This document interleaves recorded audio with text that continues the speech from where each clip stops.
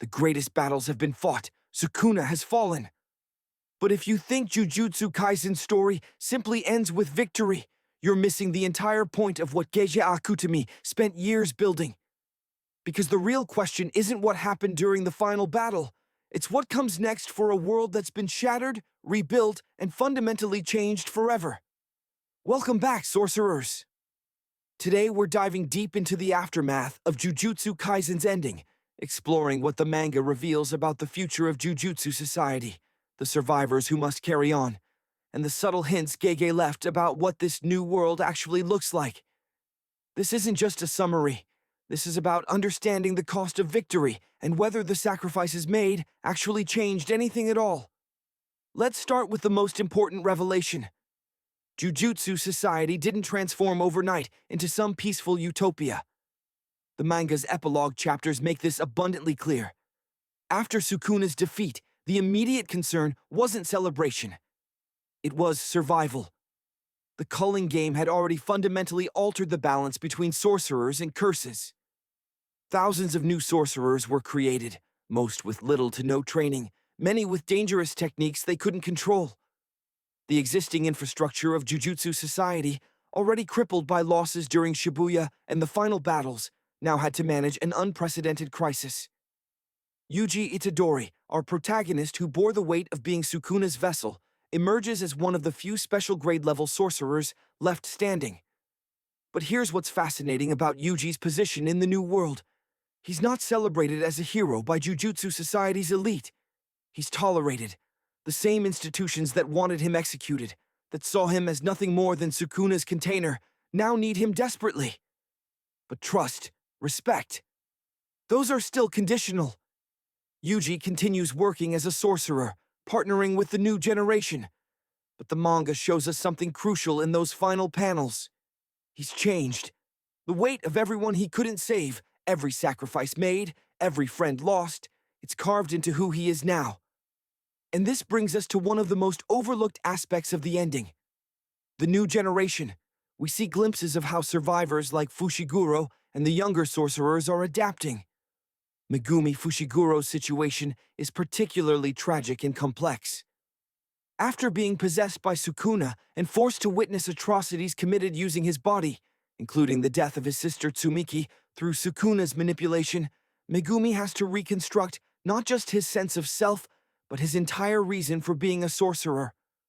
The manga doesn't give us a clean resolution here.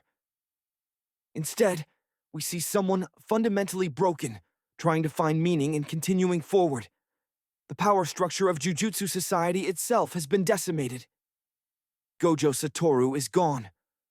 The higher-ups who controlled Jujutsu society for generations were eliminated. This creates a vacuum, and vacuums in power structures are never filled peacefully. The manga hints at this through brief exchanges showing different factions among sorcerers debating the future direction. Some want reform, a more transparent system that values all sorcerers equally. Others want to return to traditional hierarchies, believing that only strict control prevents chaos.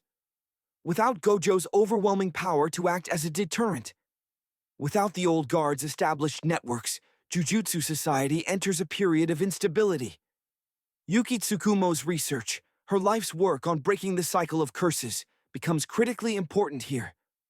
Before her death, Yuki theorized about fundamentally altering how cursed energy works in the world. While she didn't live to see it through, her research remains. The question the survivors face is whether they have the courage to actually implement changes that could revolutionize or potentially destroy Jujutsu society as they know it. It's a choice between comfortable dysfunction and risky evolution. The international implications cannot be ignored either. The Culling Game wasn't isolated to Japan. Cursed energy and sorcerers exist globally, and the events in Japan sent shockwaves worldwide. Other nations with their own Jujutsu communities watched as Japan nearly fell to Sukuna. They saw the Culling Game create hundreds of new sorcerers. The manga touches on this briefly, but the implications are massive. International Jujutsu communities will either try to capitalize on Japan's weakness or fear that similar catastrophes could occur in their territories. Now, let's address the elephant in the room. Sukuna's defeat doesn't mean the king of curses is truly gone forever. His fingers were destroyed, yes, but cursed energy doesn't simply disappear, it transforms. Throughout the series, we learn that powerful curses can be reborn, that cursed objects can reform under the right conditions. The manga deliberately leaves this ambiguous. Is Sukuna truly eradicated, or is his cursed energy simply dispersed, waiting for the right circumstances to coalesce again? The survivors don't know, and that uncertainty shapes every decision they make. Maki Zenin represents perhaps the clearest vision of the future. Having achieved a state similar to Toji Fushiguro, completely free from cursed energy, yet capable of perceiving and destroying curses, she embodies the kind of evolution Yuki researched. Maki doesn't need the traditional Jujutsu society structure. She's proven that strength doesn't require cursed techniques or inherited abilities. In the new world, she becomes a symbol of possibility, proof that the old ways aren't the only ways. Her continued presence challenges every assumption Jujutsu society built itself upon. The younger generation of sorcerers from the sister schools represents another crucial element. Students who survived the chaos, who fought in the Culling Game, who watched their teachers and seniors die, they're not going to accept the old system quietly. They've seen its failures firsthand. The manga shows brief moments of these younger sorcerers, questioning, debating, and challenging. This isn't rebellion for its sake. This is a generation that paid the price for their elders' decisions and refuses to repeat the same mistakes. There's also the matter of cursed techniques and knowledge that was nearly lost. With so many powerful sorcerers dead, including those who held crucial knowledge about technique refinement, barrier construction, and cursed tool creation, there's a genuine fear of losing institutional knowledge. The survivors scramble to document what they know, to preserve techniques before they're forgotten. It's a race against time and memory, trying to rebuild what was shattered. But here's the deepest implication that Gege wove into the ending, the question of whether anything truly changed. Yes, Sukuna is defeated. Yes, the immediate threat is gone. But cursed energy still exists. Humans still generate curses through negative emotions. The fundamental problem that created this entire system, that made Jujutsu sorcerers necessary in the first place, it remains unsolved. The survivors can restructure society, can reform institutions, can train new sorcerers differently. But unless they address the root cause, they're just buying time until the next catastrophe. Looking forward, the most likely scenario isn't a clean break with the past, but a messy, complicated transition period. Some regions might experiment with new approaches to managing curses. Others might cling desperately to tradition. The lack of overwhelming powerhouses like Gojo means conflicts between factions will be more balanced, more political.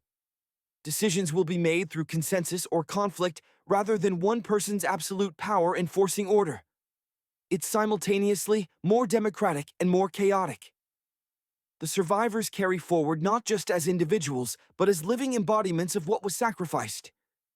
Every decision they make is influenced by those who didn't survive to see this future. Yuji carries Gojo's hope for a better generation. Megumi carries the weight of his sister's memory and Sukuna's atrocities.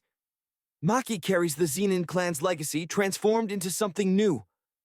They're building something from ruins, and ruins don't provide stable foundations. So what happens after Jujutsu Kaisen ended? The world doesn't heal cleanly. Victory doesn't erase trauma. The survivors don't get to rest. They inherit a broken system, a devastated society, and the crushing responsibility of making sure these sacrifices meant something. The question Gege leaves us with isn't whether they succeeded.